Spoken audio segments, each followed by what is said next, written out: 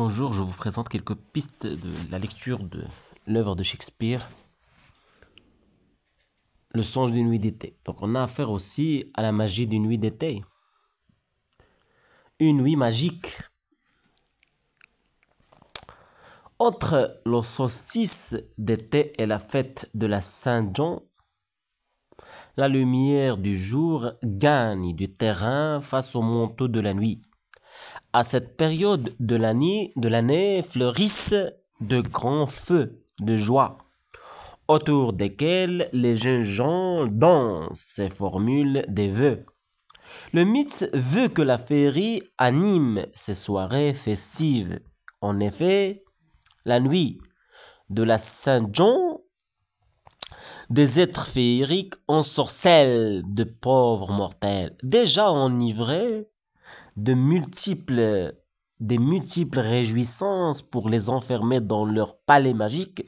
Lorsque minuit sonne, l'eau des fontaines devient vin, les cailloux se voient transformés en pain, et les sorcières déambulent nues, cueillant l'herbe aux vertus guérisseuses, voire protectrices. Une fois l'aube de retour, elles s'étendent dans la rosée pour conserver la fraîcheur et l'éclat de leur peau. Il est de notoriété publique que l'action de la pièce Le songe d'une nuit d'été se déroule lors de cette période de l'année où la magie rencontre notre réalité. Voilà, un carrefour entre la magie et le rationnel, la réalité. C'est grâce à Shakespeare que l'on peut nous immerger dans les contes et les légendes de la lande. Oberon et Titania, personajes del mundo que no podemos ver, personnages invisibles, des personnes du monde surnaturel. Oberon de Le Roi et la Reine. Donc, Oberon a cela d'unique qu'à la naissance, tous les dons des fées lui auraient été transmis.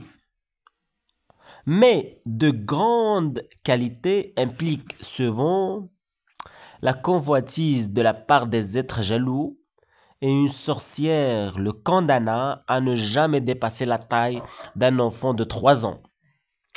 C'est ainsi qu'Oberon se vit obligé de quitter le monde humain pour s'enfermer dans celui de la féerie. Là-bas, il épousa Titania et devient le plus puissant souverain du petit peuple. Je relis. Oberon a cela d'unique qu'à la naissance, tous les dons des fées lui auraient été transmis, mais de grandes qualités impliquent souvent la convoitise de la part des êtres jaloux. Et une sorcière le condamna à ne jamais dépasser la taille d'un enfant de 3 ans. Vous voyez? C'est ainsi qu'Oberon se voit obligé de quitter le monde humain pour s'enfermer dans celui de la féerie. Là-bas, il épousa Titania et devient le plus puissant souverain du petit peuple. Les deux êtres magiques, ça veut dire Oberon et Titania, vivent en Inde. Mais une fois la nuit tombée, ils voyagent jusque dans les pays nordiques ou dans la lande des îles de Bretagne. Dans son œuvre, Shakespeare évoque notamment l'impact des querelles entre le roi et la reine des fées sur le monde mortel. Si Titania incarne beauté et raffinement, la culture anglaise nous propose une reine des fées plus rustre et plus grossière du nom de Mab. Shakespeare en fait notamment mention dans Roméo et Juliette, où elle incarne la sage femme des fées. Dans le folklore, Mab également associée à la sorcière Abondia, qui représente la fécondité et à qui des offrandes étaient faites. D'autres pistes rapprochent Mab de Maiev, la reine des elfes irlandaise. Robin et Puck. Robin. Revenons un peu vers ces deux. Je pense que ce sont des serviteurs de Titania. Robin et Puck. Revenons au personnage, s'il vous plaît. Pardon. Et si vous voulez avoir une idée sur le résumé ou les personnages, revenez à notre chaîne et vous allez trouver ça. Pardon. Pardon.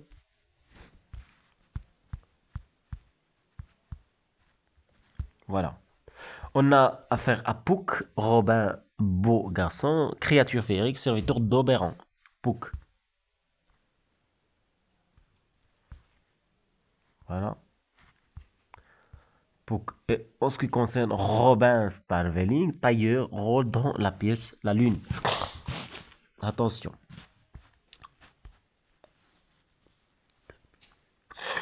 Serviteur d'Oberon. Puck, serviteur d'Oberon.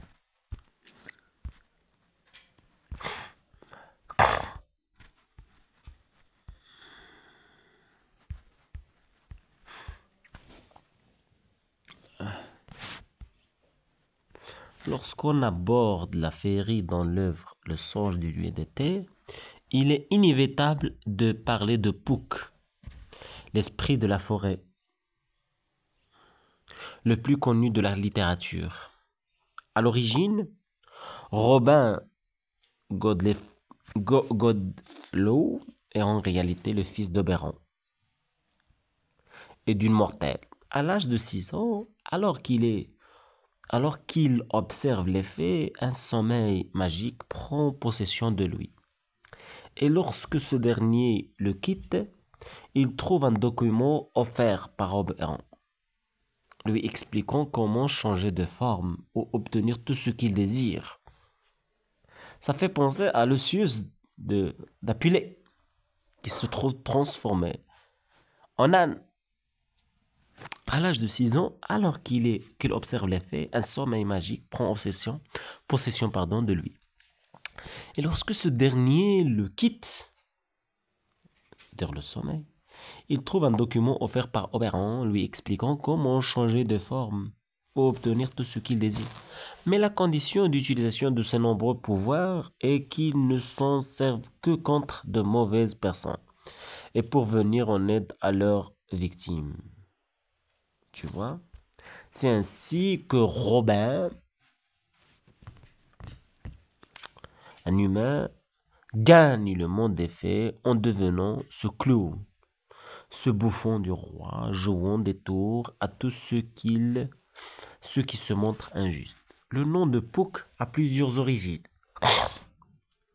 Pardon? On connaît le gallois lutin plein de malice, Puka, ou Poka, qui bien loin des bonnes intentions de Robin, peut conduire des voyageurs égarés jusqu'au bord des ravins pour s'enfuir dans un grand rire, ce qui lui vaut également le surnom de Jack, à la lanterne de Will au tortillon, un feu follet, personnifiant les âmes abandonnées et errantes des enfants morts avant d'avoir été baptisés. L'auteur de son époque. L'époque.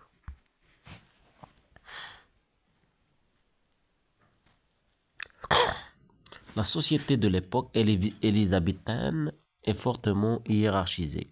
C'est une société dans laquelle chaque chose, chaque être, occupe une place déterminée. Il s'agit d'une grande chaîne dont chaque maillon est indispensable. La perturber peut s'avérer à la fois dangereux et difficile. Les changements sociaux sont d'ailleurs rares à l'époque, dans cette société où l'être et le paraître sont centraux, c'est-à-dire dans laquelle le monde lui-même est envisagé comme une scène. Le théâtre est une pratique sociale. Se rendre au théâtre est un rituel social dont la scène est un prétexte. Cette réflexion analogue entre la vie sociale et la vie jouée engendre une porosité entre les deux mondes. Ce goût du paraître se traduit par exemple par un plaisir à se déguiser. Dans le théâtre, on retrouve ce goût du déguisement lorsque les hommes se déguisent en femmes qui ne pouvaient pas jouer. Il existe véritablement un jeu entre l'apparence sociale et la véritable identité. Et il ne s'agit pas uniquement de conventions. Dans cette société où le jeu de l'identité est central, certaines pratiques rappellent l'importance des tendances et des mondes comme le self-fashioning qui est au cœur de la culture élisabéthaine et qui désigne la modulation de la forme du crâne du nouveau-né par la nourrice dès la naissance. Il s'agit de faire correspondre l'enfant aux normes. Chaque élément a donc une place et une forme déterminée. Être moderne dans la société élisabéthaine, ce serait s'inventer soi-même tout en s'inscrivant dans les cadres érigés par la société. Le théâtre à l'époque de Shakespeare. C'est important. Le théâtre qui s'étend jusqu'en 1642 est nommé théâtre élisabétain. À l'époque, Shakespeare, Shakespeare, attention, ça s'écrit ainsi, et son public, Shakespeare et son public partagent des réflexions identiques. C'est un théâtre dans lequel on trouve une certaine porosité. Hamlet, par exemple, est l'homme moderne, 1600. Il a le même questionnement que le spectateur. Vous voyez, avec ce type de théâtre, nous ne sommes pas en rupture totale avec les usages médiévaux. Dans cette époque, reliant fin du Moyen-Âge au début de la modernité, le texte ne se sacralise pas. L'improvisation et le corps restent centraux comme dans la commedia dell'arte. La mise en avant du texte étant elle-même postérieure à Shakespeare. C'est néanmoins un théâtre qui tente de détacher de ses origines religieuses. La reine Élisabeth, grande férue de théâtre, subventionne les spectacles tout en gardant à l'esprit leur caractère dangereux. En 1559, elle interdit certaines pièces à caractère moral et religieux. Or, ce sont ces sujets que le public recherche en allant au théâtre. Et cela obligera les auteurs à prendre de nombreux détours fondés sur la connivence avec le spectateur. Les acteurs doivent jouer sur ce lien pour que l'auditeur comprenne réellement le sujet de la pièce. Stephen Gramblain, à qui on doit la biographie Will le Magnifique, considère que le texte littéraire ou théâtral est le produit d'un imaginaire culturel propre à la société dont il est issu et n'est par conséquent pas étonnant que le théâtre de l'époque questionne ses fondements, étant plus une pratique sociale qu'artistique. La scène est le lieu du doute organisé. Les personnages incarnent les questions et les réflexions de l'auteur et de la société. Shakespeare, auteur, mais pas seulement.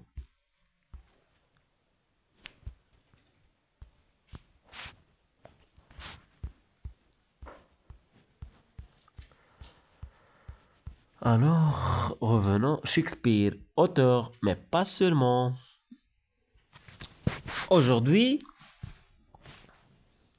Shakespeare est considéré comme un des plus grands auteurs de théâtre de l'histoire. Pourtant, à son époque, il n'était pas juste auteur. En effet, il est comédien, actionnaire et possède une partie du théâtre du Globe. En tant qu'actionnaire, il n'a pas pour mission première de faire de l'avant-garde, mais bien de vendre son théâtre.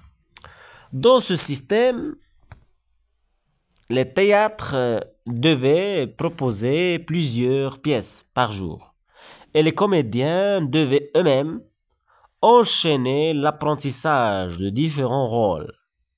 C'est une structure qui ne laisse qu'une place minime à la mise en scène. L'écriture de Shakespeare est vouée à être jouée. Les textes s'articulent en partitions. Chaque comédien reçoit un feuillet correspondant à son rôle, sur lequel ne figurent pas les autres répliques. Le texte n'est pas conçu pour la postérité, ni pour être lu dans son intégralité. Aussi, les droits d'auteur n'existent pas.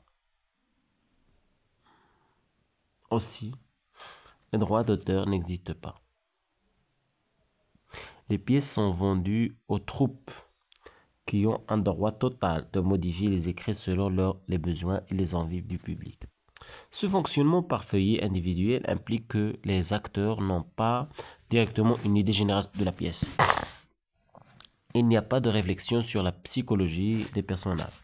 Les acteurs travaillent à partir de prototypes. Les textes sont plus un prétexte au jeu qu'une œuvre. Cette approche du jeu et de la théâtralité implique une importance capitale des codes et des conventions. Ces derniers doivent être partagés et connus du public. En général, le fil narratif de la pièce est connu au préalable des spectateurs. C'est cette connivence qui permet à la machinerie théâtrale de fonctionner. Sur scène, les artifices auxquels ont recours les comédiens sont visibles, car cela n'altère ni le sens ni le plaisir perçu par l'auditoire. Le rôle de l'acteur. Comme énoncé plus haut, le théâtre est une affaire sociale. À l'époque, l'idée de représentation théâtrale est nouvelle. Le costume est central, pourtant il n'est pas historiquement crédible. Il n'est là que pour montrer le succès du comédien qui le porte. Le comédien et le spectacle. Si certaines confusions peuvent apparaître, c'est grâce à des signalements historiques prototypiques qu'elles sont levées. La volonté d'exactitude historique n'existe pas à l'époque. Et la volonté de cohérence n'est pas plus présente.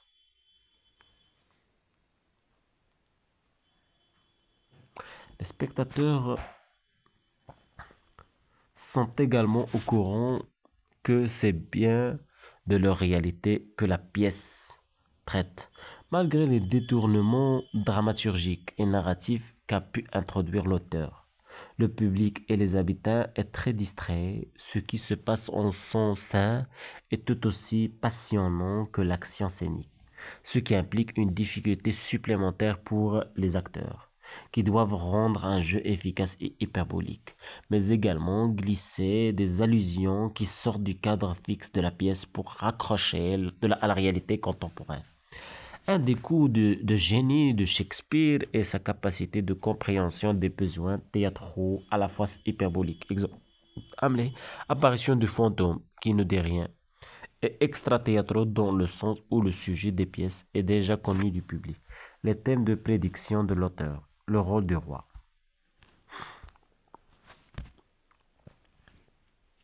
Les pièces de Shakespeare posent de grandes questions politiques, notamment sur le conflit entre l'État et l'individuel. Lorsque Shakespeare écrit, le règne et les habitants touchent à sa fin et la population est plongée dans une grande incertitude. Oui, car cette dernière n'a pas d'héritier. Dans son œuvre, on peut clairement sentir la position délicate.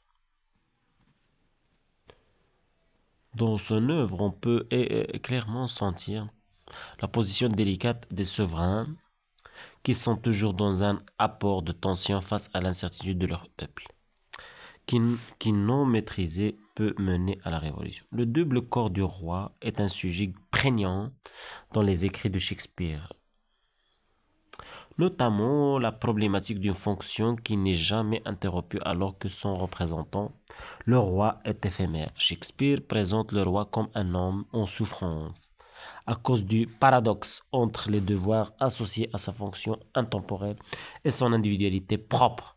Dans la littérature, cette dualité impose un choix que le souverain se laisse aller à la mélancolie en exprimant cette souffrance ou qu'il plonge dans la tyrannie qui provient de l'écoute de sa propre individualité. Une société qui change.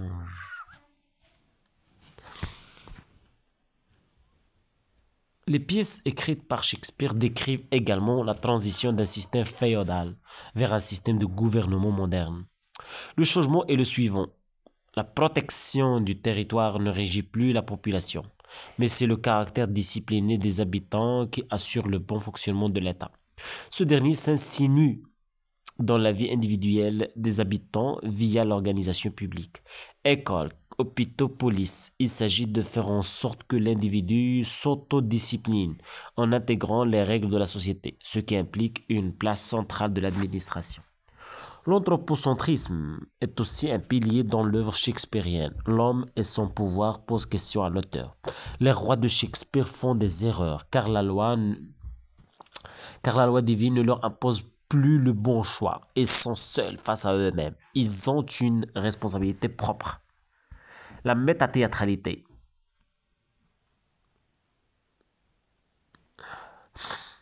La métathéâtralité, le théâtre dans le théâtre, est aussi au cœur du théâtre de l'époque.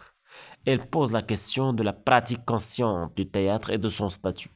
Aujourd'hui, cette remise en question du théâtre par le théâtre est plus que jamais au cœur du théâtre contemporain, mais sous des formes diverses et variées. Dans le Songe d'une nuit d'été, Shakespeare nous livre à travers le groupe d'artisans comme une pièce est conçue, comment elle est jouée et plus intéressant encore, comment un public la regarde.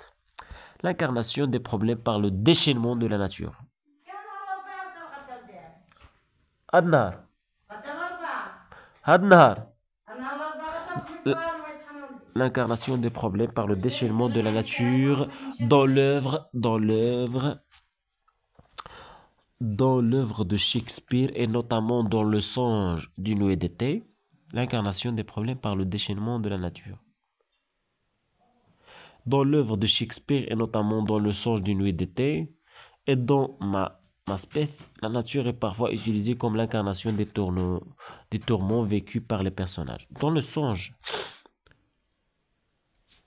d'une nuit d'été, Titania évoque au début d'un monologue comment la nature se déchaîne depuis qu'elle et Oberon sont en froid. Le fait est que les personnages d'Oberon et Titania représentent physiquement la nature au sein de la pièce.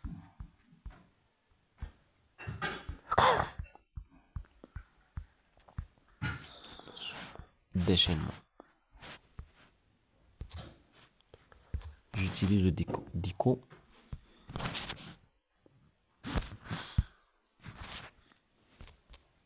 Déchaînement.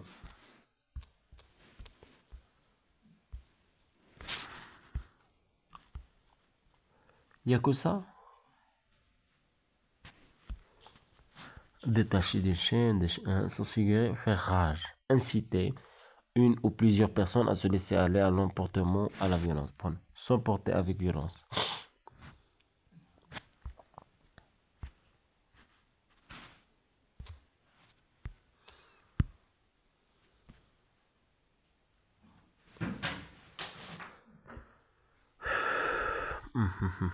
La langue de Shakespeare. Hélène Tennyson. Parfois, les adaptations tendent à rendre la langue de Shakespeare cohérente ou linéaire. Moi, j'avais envie de garder les ruptures et les contrastes des différents langages à l'intérieur du texte. L'exercice n'est pas simple car il s'agit de tenir compte de toutes ces contraintes en veillant à garder la fluidité nécessaire à l'oreille du spectateur. C'est un texte chaotique et Shakespeare fonctionne dans le chaos, c'est rugueux. Ce n'est pas lisse, c'est contrasté. Hélène Tennyson. L'une des grandes difficultés de traduction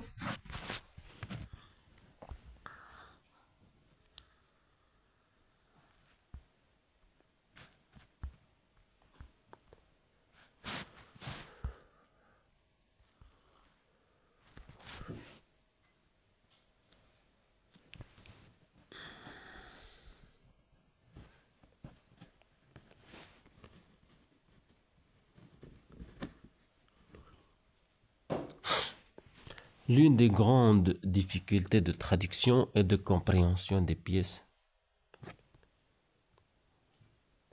L'une des grandes difficultés de traduction et de compréhension des pièces de Shakespeare réside dans le fait que la langue qu'il utilise et travaille n'a pas la même logique que la langue française.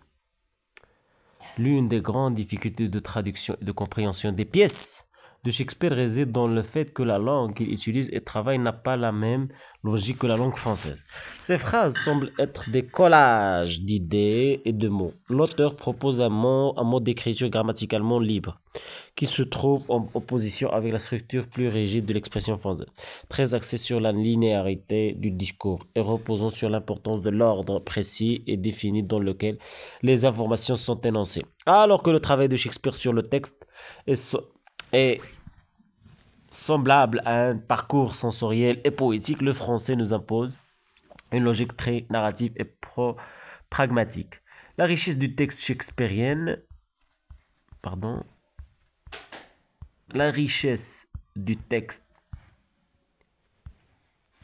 shakespearien est en partie due à sa capacité à suivre les mouvements de la pensée. Il peut être envisagé comme un fil d'énergie qui relie les différents niveaux de sens de la pièce. Parfois, c'est la rapidité de lecture qui permet de faire ressortir un maximum de sens malgré le nombre important d'images que comporte le texte. C'est même l'enchaînement de mots forts qui se lient et se répondent sont trop choquants qui fait naître le sens, et ce au-delà des premières contradictions apparentes auxquelles le spectateur ou le lecteur se heurte, l'idéal étant que ces derniers parviennent à un lâcher prise qui leur permettrait de se laisser surprendre par la possibilité de lire. Outre la difficulté de rendre toute la complexité et la beauté des phrases de Shakespeare, certains éléments très concrets peuvent poser des problèmes de traduction, notamment les noms donnés à certains personnages qui peuvent posséder un double ou un triple sens.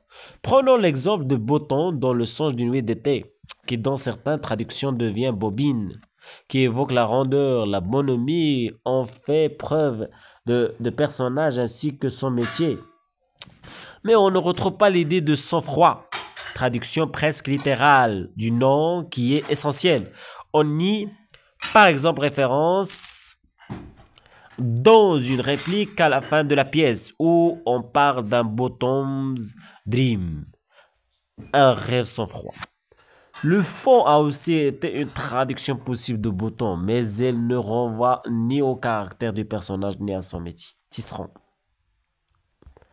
Au-delà des mots, Shakespeare utilise les silences comme marque de sens. Dans Midnight Summer Dream, le silence est le bien des femmes. Il est la seule réponse que ces dernières sont en mesure de donner au désordre des hommes. C'est notamment le cas d'Hippolyta, qui, prise par l'épée, se retrouve promise à Thésée, comme un butin que le duc désire consommer au plus vite. Face au discours clamé par Thésée à propos de son mariage dans le premier acte, Hippolyta ne lui rend que le silence. Un autre mystère de la langue, présent dans Le songe d'une nuit d'été, naît au sein du titre lui-même. Ce dernier nous donne une indication de temporalité qui se place à la mi-été. Plus précisément au solstice d'été qui se déroule le 23 au 24 juin, nuit de Saint-Jean. Cela étant, malgré ce titre, les répliques de certains personnages évoquent clairement une autre temporalité dans le texte. Il est stipulé que l'action se déroule la nuit du 30 avril au 1er mai.